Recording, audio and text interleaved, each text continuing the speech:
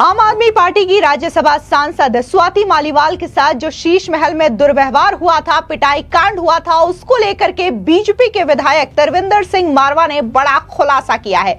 सीधे तौर पर तरविंदर सिंह मारवा का यह कहना है कि ये जो स्वाति मालीवाल के साथ दुर्व्यवहार हुआ, उनकी जो पिटाई हुई है वो किसी और के इशारे पर नहीं बल्कि अरविंद केजरीवाल की पत्नी सुनीता केजरीवाल के इशारे पर हुआ है और सुनीता केजरीवाल भी इसमें शामिल है। आपको बता दें कि ये जो बड़ा खुलासा बीजेपी के विधायक सरदार तरविंदर सिंह मारवा की ओर से किया गया है वो दिल्ली के विधानसभा में ही किया गया है। आपको बता दें, दरअसल दिल्ली विधानसभा में इस वक्त बजट सेशन चल रहा है। इसमें तमाम विधायक जो है दिल्ली को लेकर के जो बजट रेखा सरकार की ओर से पेश किया गया है उसको लेकर के चर्चा कर रहे हैं। ऐसे में जब बारी बीजेपी के विधायक तरविंदर सिंह मारवा की आई तो उन्होंने इस चर्चा के दौरान न सिर्फ अरविंद केजरीवाल पर ताबड़तोड़ हमले किए जो सीएजी की रिपोर्ट डीटीसी को लेकर के टेबल की गई है, बल्कि उन्होंने यह बड़ा खुलासा करते हुए यह बताया कि कितना ज्यादा इन्फ्लुएंस जो है आम आदमी पार्टी में अरविंद केजरीवाल की पत्नी सुनीता केजरीवाल का है और जो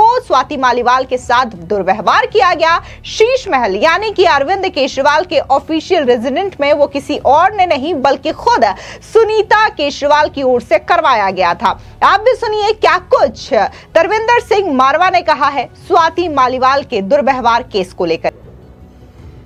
पहले मैं कहानी जो मुख्यमंत्री के बंगले में हुआ, आलीशान बंगले में, जो हमारी एक महिला राज्यसभा महिला थी,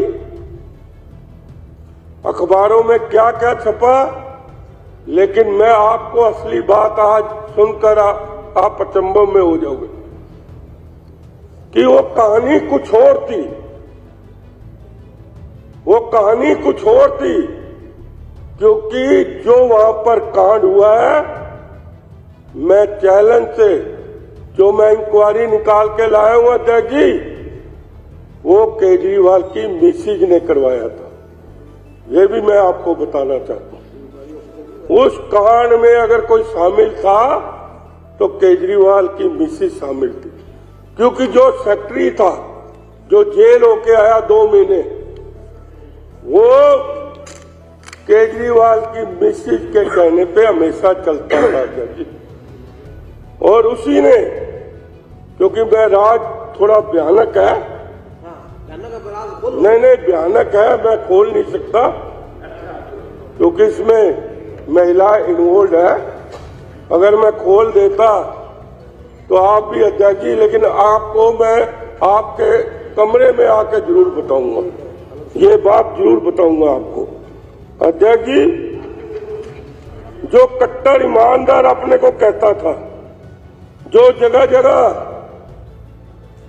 ये कहता था कि मैं एक ईमानदार हूं, मैं दिल्ली का मालिक हूं, मैं दिल्ली में ये कर दिया, मैं दिल्ली में ये कर दूंगा, लेकिन इस रिपोर्ट से लगता है अध्यक्ष जी, इस रिपोर्ट से लगता है कि उसने दिल्ली का बेड़ा गर्क कर दिया।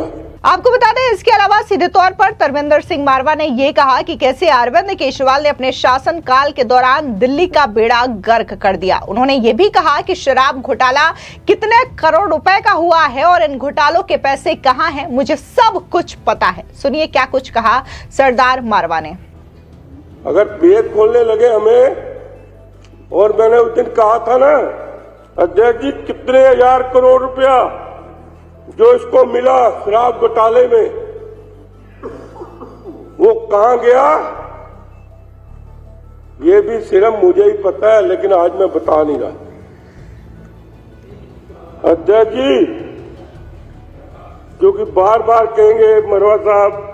आपको बता दें, दरअसल दिल्ली विधानसभा में इस वक्त जो डीटीसी की रिपोर्ट है सीएजी की वो टेबल की गई है और इसको लेकर के विधायक चर्चा कर रहे हैं। ऐसे में जो जंगपुरा से मनीष सिसोदिया को करारी शिकस्त देने वाले बीजेपी के विधायक हैं तरविंदर सिंह मारवा, उन्होंने भी बाकायदा डीटीसी में जो घोटालों की बात सामने आई है उसको लेकर के अपने आंकड़े प्रस्तुत किए और इस चर्चा में भाग लिया। इस दौरान उन्होंने कहा कि कैसे अरविंद केजरीवाल को पता था कि यहाँ पर डीटीसी जो है वो घाटे में जा रही रही है, यहाँ पर घोटाले हो रहे हैं, इसके बावजूद अरविंद केजरीवाल खामोश रहे, वो सो रहे थे। लेकिन अब मौजूदा सरकार में ये चीजें नहीं होंगी। लेकिन उससे पहले आप भी सुन लीजिए कि आखिर डीटीसी की जो सीएजी रिपोर्ट आई है उसको लेकर के तरविंदर सिंह मारवा ने क्या कुछ कहा। जब बनी 1971 अधिनियम में, उस वक्त डीटीसी को इसलिए बनाया कि दिल्ली में जो लोग रहते हैं उनको सुविधा दें बसों की,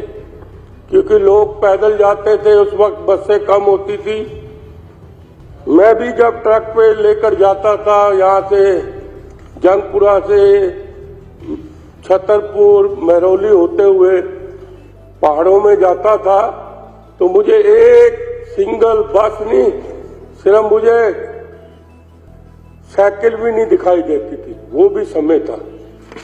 लेकिन आज जो डीटीसी में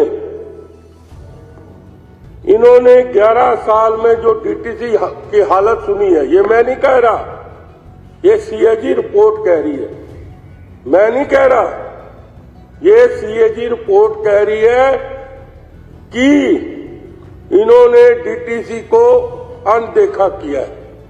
इन्होंने डीटीसी को कभी भी मुनाफे का लाने में प्रयत्न नहीं किया। इन्होंने सबसे पहले 2013 में ये जीत के आए थे, तो 3 महीने की इनकी सरकार थी। उस वक्त कहा था, इनका पहला यही था कि हम दिल्ली में 10,000 या 12,000 बसें लेकर आएंगे, और वो बसें भी डीजल की नहीं होगी, या तो इलेक्ट्रिशियन वाली होगी जो बिजली से चलेगी। लेकिन इन्होंने कोई ध्यान नहीं दिया। और मैं आपको एक बात और बताना चाहता हूं अध्यक्ष जी, बड़ी हैरानगी की बात है कि अगर बस 44 लाख की है तो उसमें मेंटेनेंस का खर्चा इन्होंने 50 लाख रुपया दिखाया है। यहाँ ट्रांसपोर्ट मिनिस्टर बैठे हुए हैं पंकज जी, मैं गलत तो नहीं कह रहा पंकज जी, इतनी हालत इन्होंने खराब कर दी।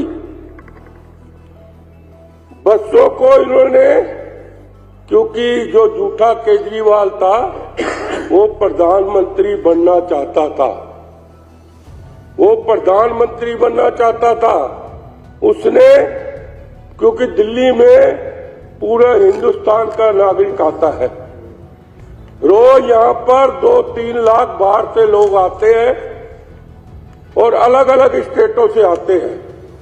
इसने उनको पूरा यूज किया, अपने बड़े बड़े बोर्ड उस पर लगाए, जो कि अगर ये लोग एडवर्टाइजमेंट में दे देता, विज्ञापनों में दे देता, तो डीटीसी को बहुत पैसा मिलता।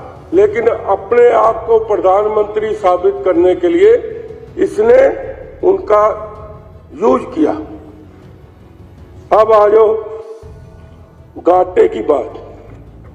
अच्छा, सरकारी बस डिपो में अध्यक्ष जी सुनने की बात है, सरकारी बस डिपो में खड़ी रही है।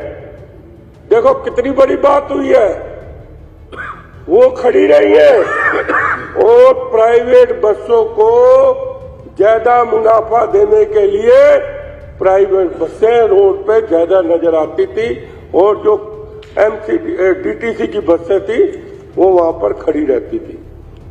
इसी से नहीं, बसों को अपनी मनमाने ढंग से चलाते रहे, इस पर कोई ध्यान नहीं दिया। लोग घंटों के लिए बसों का इंतजार करते रहे, लेकिन बसें, क्योंकि जो दिल्ली परिवहन की बसें थी वो तो खड़ी थी, लोग तड़पते रहते थे कि कब बस आएगी। अध्यक्ष जी, डीटीसी 31 मार्च 2022 तक 814 रूटों में से केवल 468 रूटों पर ही बसें चलाते रहे,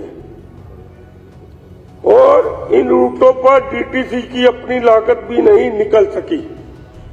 और सबसे बड़ी बात है अध्यक्ष जी, जो मेरे से पहले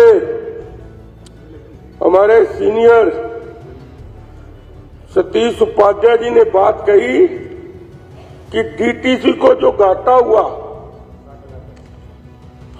60,000 करोड़ वो हमारा जो बजट इस वक्त है 1 लाख करोड़ का बजट है, तो 60,000 करोड़ का तो डीटीसी के घाटा हुआ है 2015 से लेके 2022 और 2023 तक। बड़े चंपक की बात है कि सुनने की बात है जो इसमें लिखा है सीजी ने कि इनको बार बार पता था कि टीटीसी की बसों को घाटा हो रहा है, ट्रांसपोर्ट मिनिस्टर को घाटा हो रहा है, लेकिन मुख्यमंत्री सोया रहा। वो भी मैं अभी बता अध्यक्ष जी, जो कट्टर ईमानदार अपने को कहता था, जो जगह जगह ये कहता था कि मैं एक ईमानदार हूं, मैं दिल्ली का मालिक हूं, मैं दिल्ली में ये कर दिया, मैं दिल्ली में ये कर दूंगा, लेकिन इस रिपोर्ट से लगता है अध्यक्ष जी, इस रिपोर्ट से लगता है कि उसने दिल्ली का बेड़ा गर्क कर दिया, खासकर ट्रांसपोर्ट का। कैसे ट्रांसपोर्ट का बेड़ा गर्क किया, आप हैरान होंगे अध्यक्ष जी। 2015 में जो किलोमीटर का रेट, जो खर्चा किलोमीटर पर 213 रुपए था, 200 सिर्फ 13 रुपए, और उन दिनों कोई खास डीजल पेट्रोल भी नहीं बढ़ा। खर्चा डीजल या पेट्रोल से बढ़ता है हमेशा। उस वक्त डीजल मेरे उम्मीद से कभी 4 रुपए या 3 रुपए बढ़ गया हो, क्योंकि मोदी जी का जमाना था। ज्यादा नहीं, कहीं 2 रुपए या 3 रुपए आपने अखबारों में पढ़ा होगा, लेकिन उस पे खर्चा किलोमीटर पे 457 रुपए आ गया। जैसे देखो कितना बड़ा खर्चा। और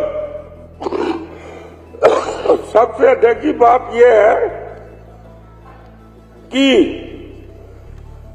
आपको बता दें, दरअसल दिल्ली विधानसभा में सोमवार से शुरू हुए बजट सत्र के पहले दिन डीटीसी के कामकाज पर सीएजी की पेंटिंग रिपोर्ट सदन में पेश की गई। मुख्यमंत्री रेखा गुप्ता ने 31 मार्च 2022 को खत्म हुए वित्त वर्ष पर आधारित सीएजी की ये ऑडिट रिपोर्ट सदन में पेश की। आपको बता दें कि दिल्ली में शराब की सप्लाई और हेल्थ सेक्टर के बाद ये तीसरी सीएजी की रिपोर्ट थी, जिसे नई सरकार ने सदन में पेश किया है। रिपोर्ट में डीटीसी की कार्य प्रणाली में खामियां और वित्तीय गड़बड़ी का दावा किया गया है। सीधे तौर पर यह बताया गया है कि कैसे डीटीसी में करोड़ों रुपए का नुकसान हुआ है। लेकिन बात अगर हम स्वाति मालीवाल की करें तो आपको याद दिला दें, दरअसल मई का ये मामला है जब यह आरोप आम आदमी पार्टी की ही राज्यसभा सांसद स्वाति मालीवाल ने केजरीवाल और उनके पीए विभव कुमार पर लगाया कि कैसे स्वाति मालीवाल के साथ शीश महल में दुर्व्यवहार किया गया, मारपीट की गई उनके साथ, और बकायदा उन्होंने जब टेस्ट भी कराया तब भी उनके जख्मों के निशान सामने आए थे, जिसमें यह पुष्टि हो रही थी कि कितना ज्यादा दुर्व्यवहार स्वाति मालीवाल के साथ किया, उनके साथ मारपीट की गई। और इसको लेकर के बकायदा स्वाति मालीवाल ने एफआईआर भी दर्ज करवाई, जिसके बाद हालांकि आम आदमी पार्टी की ओर से विभव कुमार का बचाव तो किया गया, लेकिन दिल्ली पुलिस की ओर से विभव कुमार को अरेस्ट भी किया गया और इस पूरे मामले को लेकर के फिलहाल कार्रवाई चल रही है। लेकिन वहीं दूसरी ओर अब ये नया मोड़ सामने आना, जहां पर यह कहा जा रहा है बीजेपी के विधायक की ओर से कि स्वाति मालीवाल की जो पिटाई है वो किसी और ने नहीं, विभव कुमार ने तो किया है, लेकिन किसके इशारे पर किया है यह भी अपने आप में एक बड़ी बात है। और यहां पर सीधे तौर पर यह जो बात है वो ये कही जा रही है कि सुनीता केजरीवाल के इशारे पर, उनकी मौजूदगी पर ही स्वाति मालीवाल के साथ दुर्व्यवहार किया गया, उनके साथ मारपीट की गई है। हालांकि स्वाति मालीवाल के साथ जो मारपीट की घटना है उसके सामने आने के बाद काफी ज्यादा परिवर्तन जो है वो देखने को मिला है। इसके बाद से लगातार स्वाति मालीवाल जो है वो केजरीवाल के घोटालों को लेकर के आक्रामक मोड पर दिखाई दी हैं। उन्होंने कई सारे एरियाज में जाकर के चुनावों के दौरान केजरीवाल सरकार का जो काला चिट्ठा है वो खोला कि कैसे करप्शन केजरीवाल शासन में रहा। इसके अलावा जिस सड़कों को लेकर के बड़ी बड़ी बातें करते हैं, जिस स्कूल मॉडल को, हेल्थ मॉडल को लेकर के बड़ी बड़ी बातें करते हैं केजरीवाल, उसकी असल हकीकत क्या है वो भी स्वाति मालीवाल की ओर से लगातार उजागर की गई। उन्होंने कई सारे पोस्ट अपने सोशल मीडिया हैंडल्स पर डाले और अरविंद केजरीवाल से सीधे सवाल किए। अरविंद केजरीवाल और आम आदमी पार्टी को आड़े हाथों भी लिया। फिलहाल इस पूरी खबर पर आपकी क्या राय है, कमेंट सेक्शन में जरूर बताएं। धन्यवाद।